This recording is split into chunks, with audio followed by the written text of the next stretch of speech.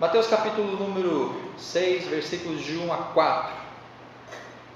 Cuidado para não praticardes boas obras diante dos homens, a fim de serem vistos por eles. Do contrário, não tereis recompensa do vosso Pai que está no céu. Assim, quando deres esmola, não façais tocar trombeta diante de ti, a exemplo dos hipócritas nas sinagogas e nas ruas, para serem glorificados pelos homens. Em verdade vos digo que eles já receberam a sua recompensa. Mas quando deres esmola, a tua mão esquerda não saiba o que fez a direita, para que a tua esmola fique em segredo, e teu Pai, que vê o que está secreto, te recompensará.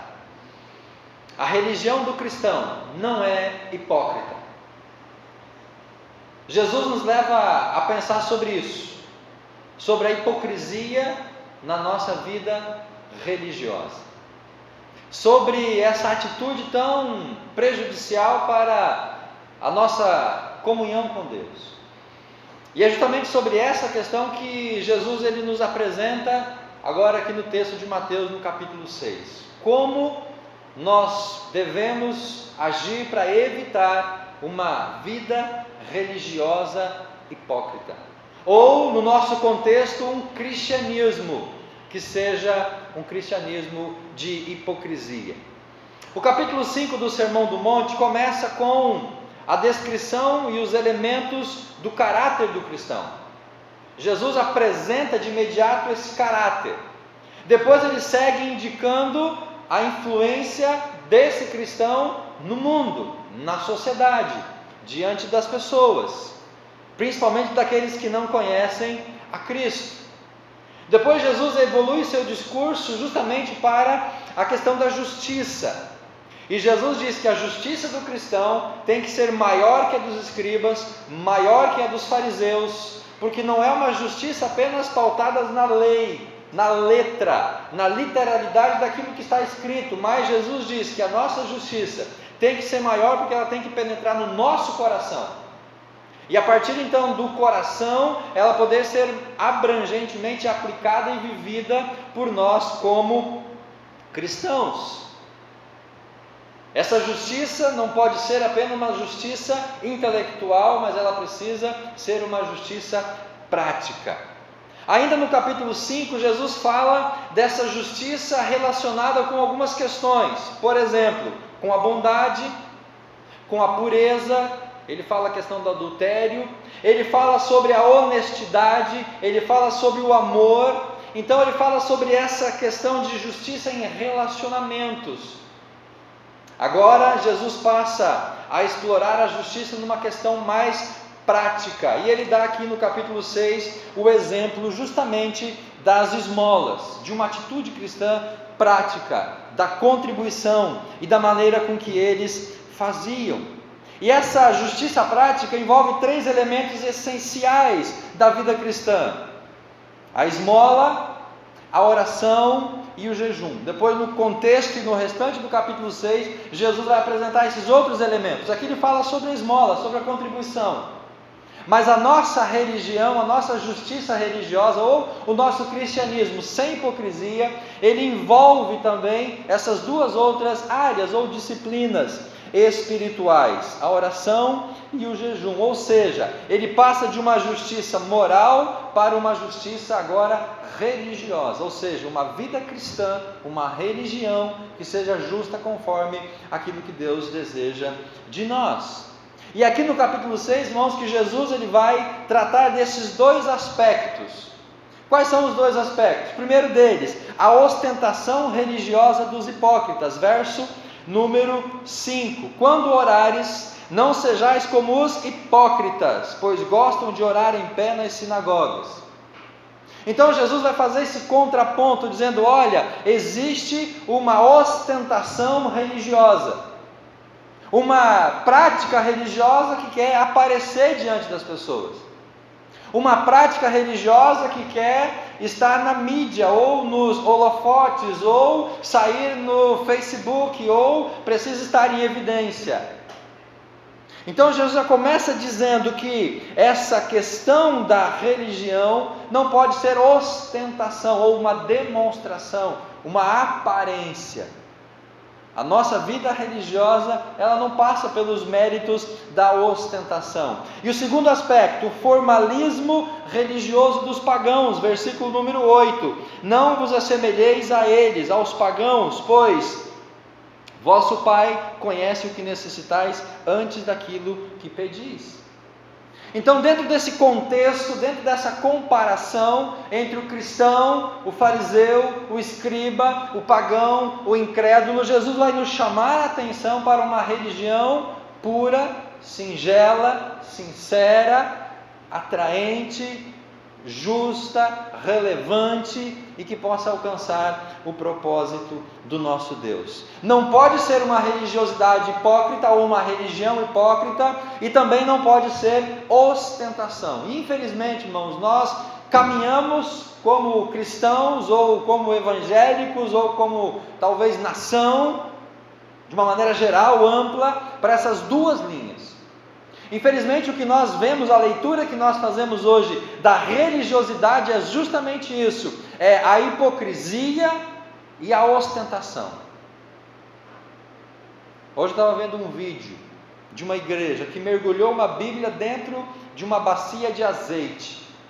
E aí a pessoa tirou a Bíblia de dentro do azeite e começou a torcer e dizendo: olha, o azeite que sai da Bíblia, você vai vir receber esse azeite, porque é o azeite das promessas de Deus, e você então vai ter as bênçãos de Deus ao levar esse azeite e passar na sua casa e derramar sobre as pessoas. Lutero declarou a reforma justamente para acabar com essa hipocrisia ou com esse desleixo da fé cristã. E hoje a igreja está trazendo tudo isso de volta de novo para o seio cristão. Por quê? Porque é essa questão da ostentação. Hoje quem faz o maior milagre, quem tem o maior templo, quem pode fazer mais é o que é a religião boa. As pessoas hoje vão pela aparência, as pessoas vão por aquilo que é mostrado, pela mídia. E Jesus está dizendo: olha, a verdadeira religião tem que fugir da ostentação e do formalismo, da hipocrisia. Jesus diz: os cristãos têm que ser diferentes tanto dos fariseus quanto dos pagãos, diferente tanto dos religiosos como dos sem religião, diferente da igreja formal e do mundo pecador. Então qual é o nosso papel, qual é a nossa posição cristã? Que tipo de cristianismo, de religião nós vamos viver? Porque ou nós estamos nesses extremos, muitas vezes nós somos fariseus, ou nós agimos com paganismo, ou nós somos religiosos, ou somos formais.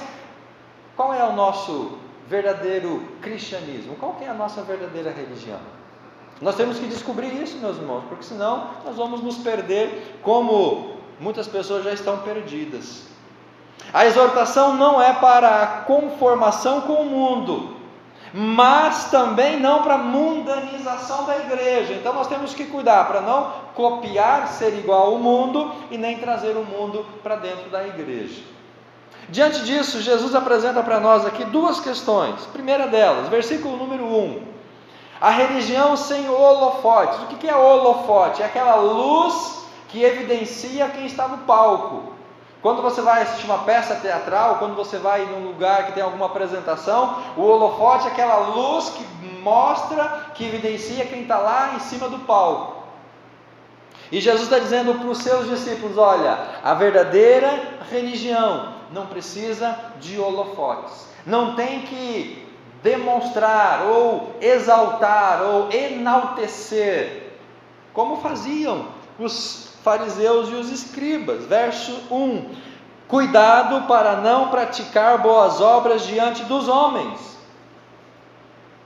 Jesus está dizendo: olha, se você é meu discípulo, cuidado, não seja tentado a fazer as coisas diante das pessoas para você aparecer, a fim de ser visto por eles. Do contrário, você não vai ter recompensa no céu. Por que não vamos ter recompensa no céu, irmãos? Porque a nossa recompensa nós já ganhamos, que é o aplauso das pessoas, que é o reconhecimento das pessoas. A questão aqui é a religião praticada sem essa mídia, ou sem esse estrelismo, ou sem essa desenfreada doideira, loucura de ser o maior representante ou a pessoa mais visível. Lutero declarou a reforma porque nós não precisamos de papa, de líderes, de uma pessoa para seguir e para obedecer. Mas infelizmente as pessoas estão atrás de líderes, de mestres, de gurus, de pastores, de apóstolos, porque precisa de alguém. A pessoa que é super poderosa, a qual vai me representar diante de Deus. Então Jesus está dizendo: olha, desliguem os holofotes, saia do palco, desça do pedestal, aniquile a ostentação, toda essa demonstração. Ou para ser visto diante dos homens. Meus irmãos, quanto show, quanta banalização, quanta coisa só para ter reconhecimento. As pessoas ficam procurando jeito, maneiras de chamar a atenção, e aí as pessoas fazem qualquer coisa para chamar a atenção. E aí tem uma questão que nós precisamos refletir.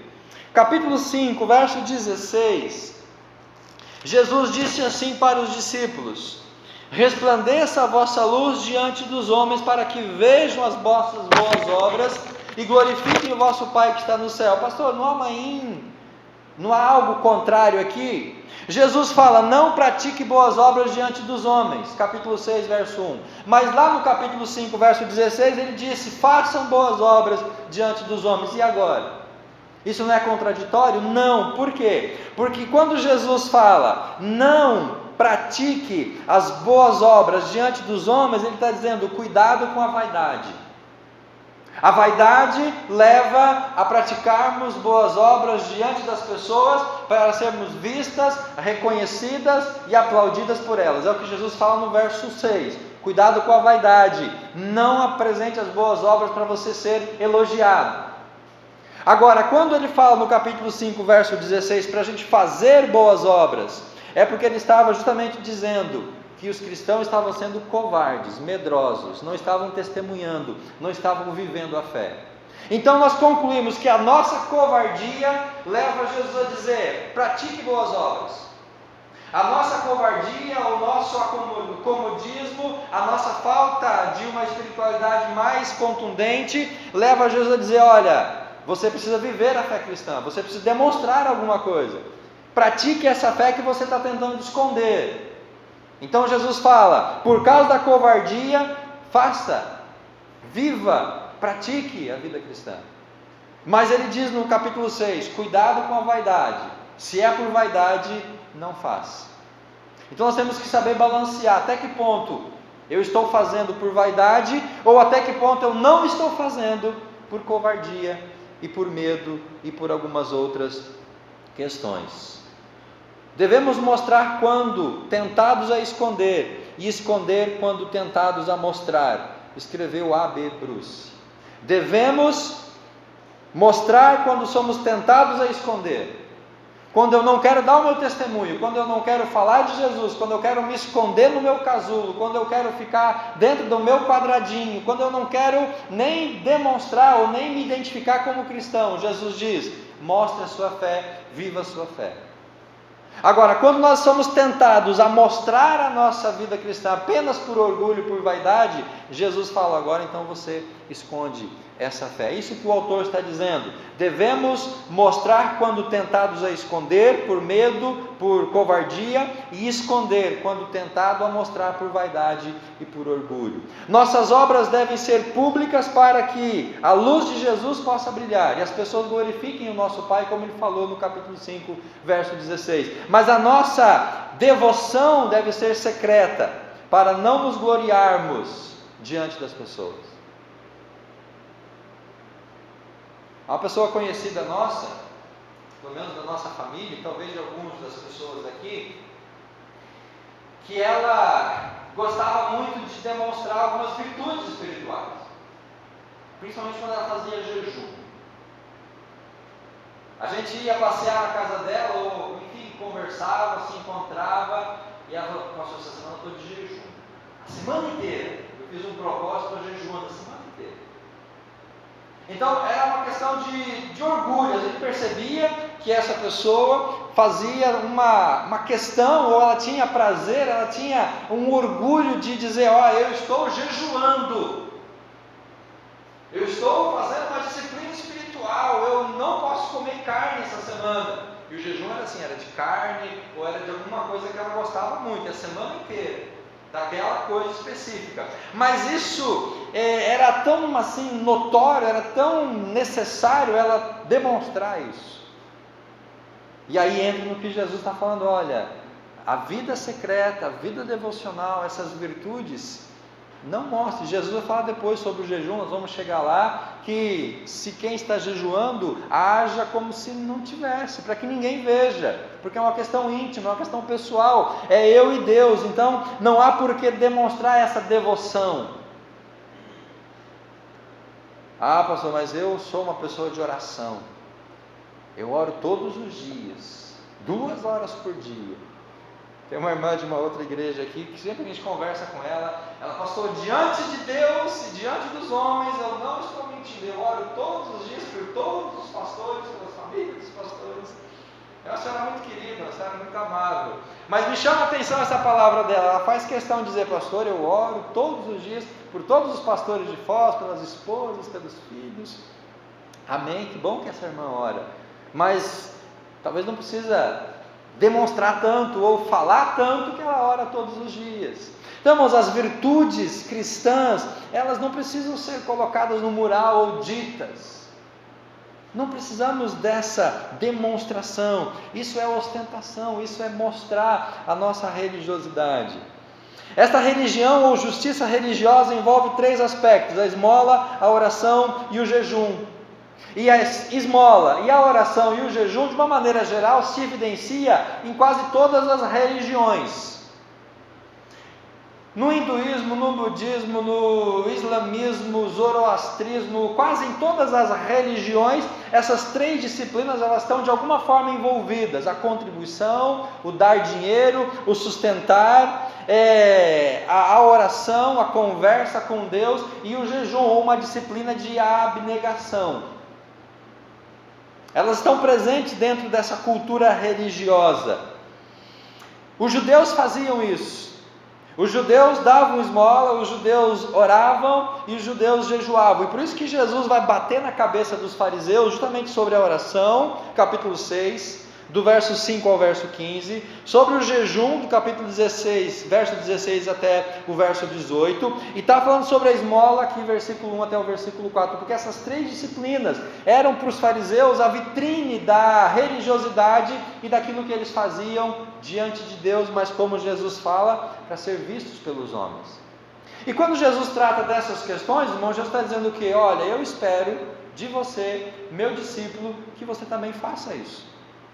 Jesus não aboliu a esmola, ou a oferta, ou a contribuição. Ele não aboliu a prática da oração, e ele não aboliu também a prática do jejum. Ele vai dizer: olha, quando questionado sobre por que os discípulos dele não jejuavam, ele vai dizer: enquanto o noivo está na festa, deixa o pessoal festejar, deixa o pessoal comer, deixa o pessoal se alegrar, deixa o povo curtir. Depois que o noivo for retirado, aí sim, aí eles vão jejuar, aí eles vão orar, aí vai mudar. O noivo era ele. Então ele está dizendo: enquanto eu estou aqui, os meus discípulos podem se alegrar, não precisa jejuar, vamos comer, vamos festejar, vamos aproveitar, mas depois que eu morrer, depois que eu subir para a eternidade, aí eles vão exercer essa disciplina.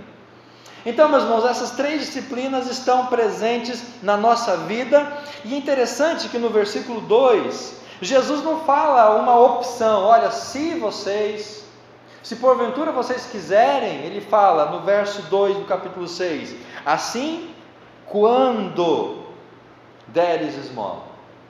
Então para Jesus era algo que ia acontecer, não era uma possibilidade, não era uma alternativa: ó, gente, fica a critério de cada um, quem quiser fazer faz, quem não quiser não faz, e todo mundo fica em paz. Não.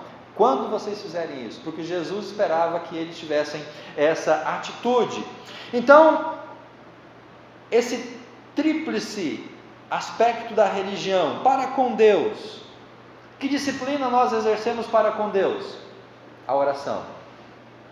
A oração é a buscar a face de Deus e é reconhecer a nossa dependência.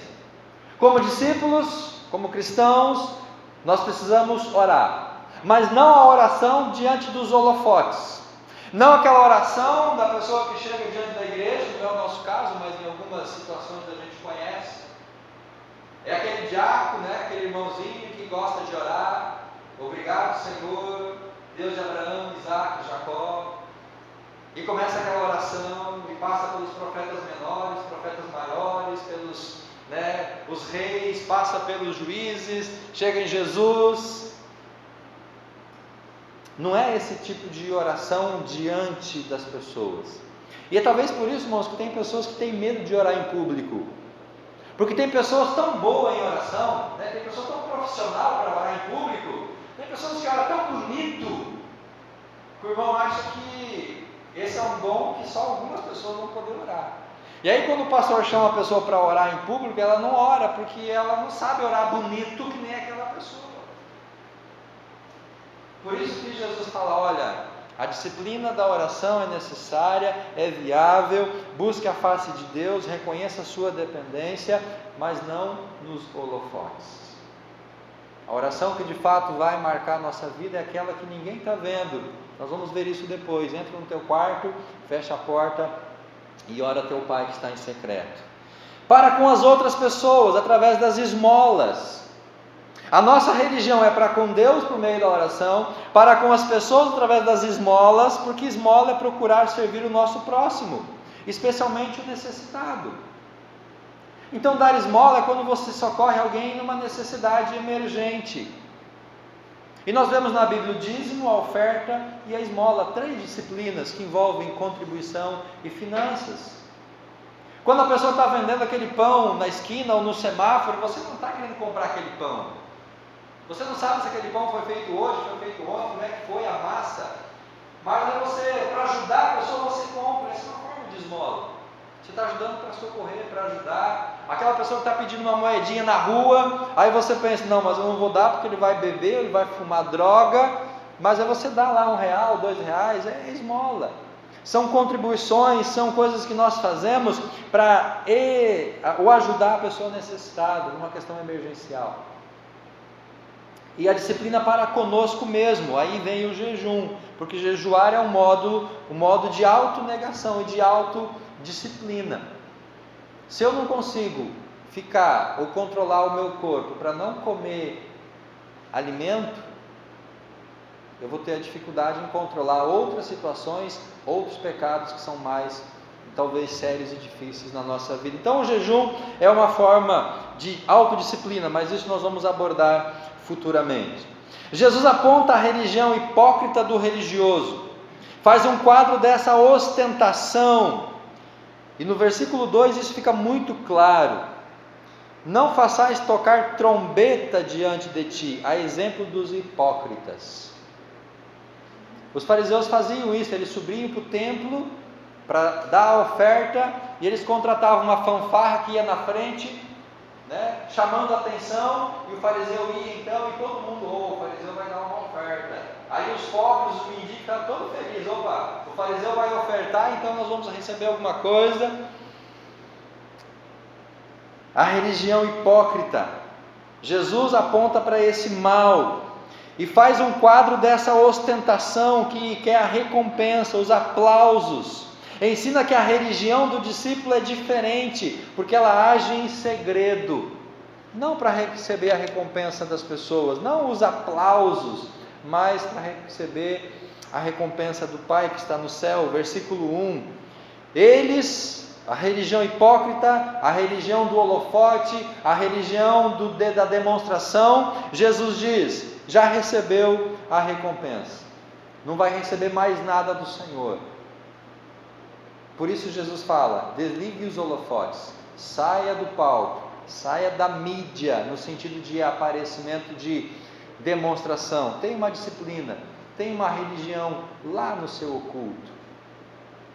Você e Deus, você e o Senhor, Mas é essa vida religiosa que vai sustentar você, que vai te dar elementos para você superar e suportar as crises, as dificuldades. Segundo lugar, versículo 2 ao versículo 4, nós vemos então a religião da ostentação. E aqui Jesus fala justamente sobre essa ostentação. Primeiro ele fala, apague os holofotes, tenha uma vida religiosa não midiática, não diante das pessoas. Ele diz agora, olha, toda e qualquer ostentação fique de lado. E eu fiquei pensando numa imagem para ostentação. Tem várias coisas no Google sobre ostentação. Eu escolhi uma mais leve para mostrar para você. Uma mais fácil de a gente compreender. Mas a ostentação, o que é? É essa demonstração. E qual que é a grande praga musical hoje em dia? É o funk e ostentação. Essa é uma grande praga musical que está convencendo e pervertendo a cabeça da juventude. O que é a ostentação? É a demonstração. E muitas vezes a demonstração daquilo que a pessoa não tem. A demonstração daquilo que não é dela. Isso é o perigo da ostentação. Muitas vezes a pessoa mostra aquilo que ela não tem. E quando nós temos uma religião de ostentação, o perigo qual é, meus irmãos? É ser casca, sem nenhum conteúdo. Normalmente quem se autopromove, quem é o cara, quem é aquele super religioso, quem é aquele... Pode ter certeza, essa pessoa tem culpa no cartório. Aquelas pessoas que mais batem no peito, dizem, eu sou o cara, eu sou o bom cristão, eu faço, eu aconteço, eu sustento essa igreja, eu levo essa igreja nas costas, essa pessoa, ela tem alguma coisa que ela está em débito. Então, o perigo da ostentação é o quê? É só a aparência, sem nada de conteúdo. Dar esmola é um ato de misericórdia ou de piedade, e os discípulos deveriam ser assim. Nós, discípulos, devemos ser generosos, irmãos. Nós devemos ter mão aberta, coração aberto, bolso aberto. Nós devemos ser generosos, doadores. Devemos repartir com as pessoas. Mas a generosidade só não basta. Jesus se preocupa com o que está no nosso coração, com os nossos pensamentos, com a intenção. Por que eu estou dando? Por que eu estou fazendo isso? E Jesus cita o exemplo de uma viúva que levou umas moedinhas e que colocou lá no gasofilácio, e dos ricos que davam das suas sobras para serem vistos pelas pessoas. Então não é só o contribuir, não é só o dar, não é só o repartir, mas o que Jesus quer chamar a atenção é por que eu faço isso, com que intenção que eu faço isso, qual que é a minha motivação para fazer isso, o que está no meu coração quando eu faço isso. E aí nós podemos caminhar para 3 questões diante dessa forma, ou da motivação com que eu contribuo, com que eu trabalho na igreja, com que eu me envolvo em alguma coisa. Jesus fala aqui do ato de dar esmola, mas nós queremos pegar essa atitude de dar esmola e aplicar isso em toda e qualquer forma de serviço ou de algo que eu faça na igreja para os irmãos e diante de Deus. Primeira atitude, querendo o louvor dos homens. Tem pessoas que fazem buscando o louvor dos homens. Pregam para lá no final, a pessoa dá um tapinha nas costas e dizer, foi uma boa mensagem. As pessoas cantam para que quando chegue lá fora, todo mundo diz, foi uma boa música. As pessoas contribuem para que o nome dela fique numa lista e ela seja a pessoa que contribui com mais. Semana passada teve um evento numa rede de televisão para arrecadar dinheiro para as pessoas com necessidades especiais. E aí as grandes empresas chegavam lá no palco com cheques volumosos e doavam para ajudar as pessoas. Será que eles queriam de fato ajudar as pessoas ou promover a marca da empresa? Se não fosse lá no palco, será que ela doaria aquela quantidade? Essa é uma pergunta para a gente pensar. Essa é uma forma de ostentação ou de fazer para receber os louvores dos homens. O fulano doou tantos milhões, mas se o nome dele não aparecer, será que ele doaria R$1 que seja? Este era o grande pecado dos fariseus, Que pecado era esse? A ostentação, a demonstração. Capítulo 5, verso 44. Capítulo 5, verso 44 de João. Abra sua Bíblia comigo. João 5, 44.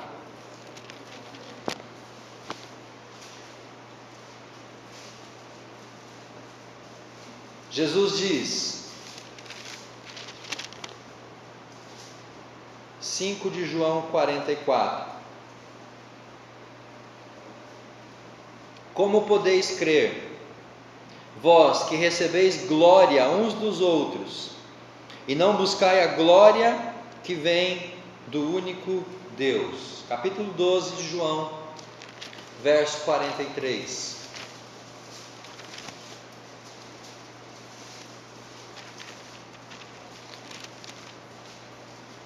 Pois preferiram a glória dos homens à glória de Deus.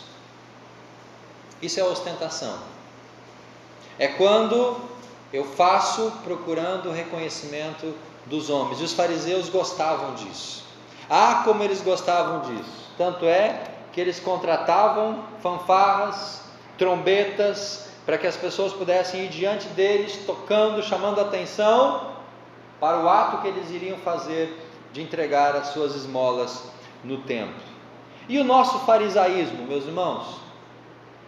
O nosso farisaísmo, será que ele é menos evidente do que a dos fariseus daquela época? O nosso farisaísmo nos faz sentir bem ao ver o nosso nome numa lista de dizimista? O que não falta é a história de dizimistas que tinham orgulho de dizer: mas pastor, cuidado, meu dízimo é o maior da igreja. Já ouviu alguma história nesse sentido? Pastor, mas a minha família é o que sustenta a igreja. Se a minha família sair da igreja, a igreja vai falir. Você já ouviu alguma coisa dentro desse sentido? O que é isso, irmãos? Farisaísmo. O meu dízimo é o maior da igreja, então eu tenho que receber privilégios, eu tenho que receber honrarias, tratamento diferenciado, porque eu contribuo mais. Ou como ofertantes de algum projeto, ou talvez, irmãos, não é o nosso contexto, mas num outro contexto religioso, nome de pessoas em portas, em janelas de igreja. Você já viu isso? A família tal doou uma janela, aí o nome da família vai na janela da igreja e fica lá. Você já viu isso em algum lugar? Tem pessoas que fazem isso. Aí está o nome da família numa janela, outra pessoa lá. Faz bem. O nome da pessoa está lá na janela, todo mundo sabe que foi ela que doou aquela janela. Ou o nosso nome batizando uma sala de EBD. Não, o irmão reformou a sala, colocou ar-condicionado, vamos botar o nome do irmão nessa sala. Irmãos, nosso farisaísmo não é talvez muito diferente da época dos fariseus e dos escribas. Infelizmente nós gostamos de demonstrar algumas virtudes. E quando eu digo nós, é de uma maneira geral. Assim como os fariseus, a nossa recompensa é a própria glória dada pelos homens. Nada mais temos a receber, a não ser o juízo diante de Deus. Então por que nós fazemos algumas coisas? Ou por que as pessoas fazem? Dão oferta, contribuem, tocam, cantam, se envolvem, fazem alguma atividade? Apenas para ser visto e receber o louvor das pessoas. E ai se você não elogiar o trabalho que aquela pessoa fez. Ai de você se não dizer: ó, mas como ficou bom aquela declaração que você fez lá na igreja. Como ficou bom aquele negócio, como ficou legal, que coisa boa. Ah, se nós não reconhecermos aquilo que as pessoas fazem. Por que as pessoas se ofendem? Porque são atitudes farisaicas. Temos que cuidar com isso, irmão. Segundo aspecto, as pessoas fazem por um falso anonimato, pois internamente nos autoglorificamos. A pessoa não demonstra para ninguém, ela não fala para ninguém, ela não exterioriza para ninguém, mas lá dentro ela diz assim: ah, como eu sou bom, como eu sou generoso, eu dei uma oferta para missões de R$500, que bom discípulo que eu sou. Então ninguém viu, ninguém sabe, mas lá dentro do coração nós ficamos com esse sentimento. Você é uma pessoa boa, você é uma pessoa generosa, você deu R$500, você poderia ter feito isso, poderia ter comprado aquilo para você, não, mas você deu para missões, você fez oferta, você deu isso, então você é uma pessoa muito boa. Não devemos ser autoconscientes, a mão esquerda vê o que a mão direita está fazendo, da nossa piedade, pois essa atitude se transforma em justiça própria. Não podemos ficar lembrando dela com o espírito de autogratificação. Eu cumpri com a minha obrigação mais do que eu poderia. Esse mês está apertado, eu não poderia ter dado tanto assim de oferta, mas eu fiz um esforço e eu dei. Ah, como eu sou uma pessoa boa, como eu sou um bom discípulo, porque eu fiz mais do que eu poderia. Assim, os atos de misericórdia se transformam em atos de vaidade, e o que era para o benefício do necessitado se torna para o nosso próprio benefício. Devemos guardar segredo de nós mesmos para não ficar orgulhosos da nossa generosidade. Muitas vezes a pessoa faz por esse falso anonimato. Ninguém viu, mas lá dentro ela se alegra. E ela até cobra às vezes de Deus: Deus, mas o Senhor viu que eu fiz aquilo, o Senhor viu que eu contribuí, o Senhor viu, então é uma autopromoção. E último, que é o que devemos fazer, o desejo de ser aprovado pelo nosso Pai Celestial. Não podemos nos esconder de nada, Deus é testemunha de tudo que nós fazemos. Então o que nós fazemos, não seja contribuindo, dando esmola, dando dízimo, cantando, pregando, tocando, qualquer coisa, não é para as pessoas verem, baterem palmas, e não é para a gente inflar o peito e dizer, ó, como eu sou um bom cristão, mas é justamente para receber a aprovação de Deus, que vê o que nós fazemos em segredo, mas com a intenção certa também no nosso coração. Logo, talvez a única recompensa que o verdadeiro amor possa ter, não é o aplauso das pessoas, não é uma auto-justificação ou contentamento, mas o alívio do necessitado. A pessoa estava com fome, você deu um prato de comida, ela comeu, encheu a barriga, ficou feliz, essa é a sua recompensa. A pessoa estava passando frio, você deu uma muda de roupa para ela, ela se esquentou, essa é a recompensa. A pessoa ia cortar a luz dela, mas você ajudou a pagar a conta de luz, a Copel não cortou, agora ela tem luz, essa é a nossa recompensa, ver a pessoa sendo socorrida, o faminto alimentado, o perdido salvo, o doente curado e o oprimido sendo liberto. A verdadeira religião não busca essa ostentação doentia. E para nós concluirmos, nossas dádivas não devem ser feitas diante dos homens, na esperança de que eles batam palmas para as nossas atitudes. Nós não precisamos de aplausos, nós não precisamos de tapa nas costas, não precisamos de elogios, não precisamos desse reconhecimento das pessoas. Não diante de nós mesmos, nos orgulhando interiormente de autoexaltação. Se você faz, esquece, fez diante de Deus, não fique se auto-lembrando disso, alimentando o ego ou a vaidade, mas diante de Deus, que vê o íntimo do coração e nos recompensa com a descoberta de que é melhor dar do que receber alguma coisa. Melhor dar do que receber. A religião do cristão, ela não é uma religião hipócrita, para que as pessoas vejam, para que as pessoas elogiem, para que as pessoas reconheçam, mas é uma vida religiosa, vivida diante de Deus, que traz sustento, que traz alimento e que nos mantém nos momentos de crises. Amém? Vamos orar? Deus, livra o nosso coração de todo e qualquer ato de vaidade, de orgulho, de necessidade de reconhecimento, porque uma religião hipócrita ou uma religião de ostentação, uma religião de vaidade não é o que o Senhor deseja para nós como teus discípulos. E não somente quando nós damos esmolas ou contribuímos, mas em tudo que nós fazemos, deve ter esse propósito, glorificar ao Senhor.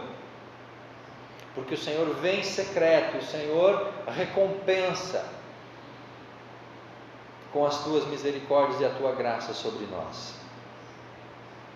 Pai, nós não queremos ser religiosos, nós não queremos ser hipócritas, nós não queremos ostentar a nossa fé, nós queremos apenas viver na tua presença, ser alimentados pelo Senhor, pela tua palavra, e nós podemos glorificar o teu santo nome.